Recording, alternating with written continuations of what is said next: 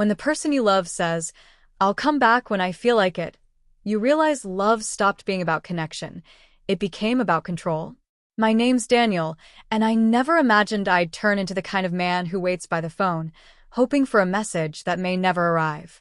Ava and I had been together for 5 years. We met in college. She was the wild spark in every room, laughing too loudly, dancing without care. I was her opposite. Steady, quiet, the type who believed love meant loyalty, effort, and showing up. For a while, it worked. She brought fire into my calm. I gave her an anchor in her storms. But I learned the hard way. Stability only excites people until they start craving chaos again. It began with small cracks. Plans canceled at the last minute. Late-night texts that said, "Working late," but never mentioned where. She changed her perfume, started doing her makeup just to go to the store. My gut knew the truth, but my heart refused to see it. Love blinds you. Denial keeps you foolish. Then one Friday night, she came home with a suitcase. Her lips already shaped around a goodbye. "I need space," she said. "Are you leaving me?" I asked. She rolled her eyes. "Daniel, not everything's about you. I just need to clear my head. I'll come back when I feel like it." No date. No explanation. Just that. She left me standing in the hallway, holding her favorite mug like it was proof she'd return. For the first week, I stayed strong. Told myself it was temporary. I watered her plants, folded her laundry, left her toothbrush by the sink. But every day felt like rain washing away a chalk drawing. Shapes still there, colors gone. Then one night, I looked her up online. There she was, smiling on a rooftop bar, a man's arm resting casually around her waist. The caption read, "Freedom looks good on me." My hand trembled as I stared at the photo. That's when something inside me cracked, not with rage, but realization. I didn't text, didn't call, didn't unfollow. Instead, I made a quiet promise to myself. No revenge, no begging, just clarity. If she wanted freedom, I'd show her what real freedom looked like, the kind that doesn't wait for someone to come home. Weeks passed. The house turned silent, but silence, I learned, isn't always loneliness. Sometimes it's peace returning in disguise. I started running again, cooking for one, fixing up the garage. Each small act stitched a little strength back into me. Then one Thursday night, my phone buzzed. "Hey, just checking in. Hope you're okay." It wasn't concern, it was curiosity. The kind that comes when someone expects you to still be orbiting their world. I replied simply, "Doing fine." Hours later, another text came through. "I'll come back when I feel like it."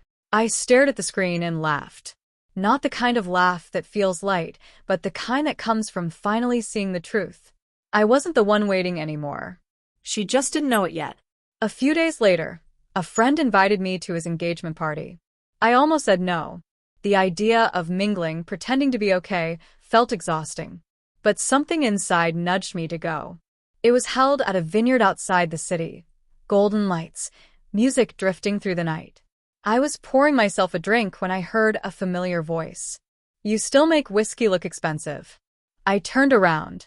Elena, an old college friend I hadn't seen in years. Bright smile, quick wit, eyes full of life. We talked for hours, laughing until my cheeks hurt. For the first time since Ava left, I felt like myself again, not a man waiting, just a man living. Before the night ended, she asked, "Coffee sometime?" "Yeah," I said, without thinking twice. The next morning, as I scrolled through my messages, Ava's name flashed on the screen. "Are you home this weekend? I might stop by." I didn't respond. Instead, I sent her a photo, a shot from the party. Me and Elena under string lights, laughing alive. No caption. 3 minutes later, she texted back, "Who's that?" I smiled. For months, she hadn't cared to ask anything. Now she finally did. The typing bubbles appeared, vanished, reappeared. Then, "You moved on already?" I replied, "You said you'd come back when you felt like it." I just stopped waiting until then. No anger. No drama. Just truth. She didn't reply for an hour. Then the calls started, one after another. I let them all ring out. Finally, a message. Can we talk, please? The next evening, she showed up. She looked different, not polished and perfect, but uncertain. She glanced around my living room like she expected to still see traces of herself there. Who is she? She asked. I looked her in the eye. She's someone who doesn't treat love like a waiting room. Her voice cracked. So that's it? After everything? After everything, yes, I said. Because everything was me trying, and you leaving every time it got hard. Tears welled up. I didn't think you'd ever stop trying. I know, I said softly. That was the problem. Silence filled the room. Heavy but freeing. She whispered, I miss you. I smiled faintly. You'll get me only when I feel like it now. For a second, she almost smiled, as if she was proud I'd finally learned her game. But this wasn't revenge. It was release. That night, I met Elena for coffee.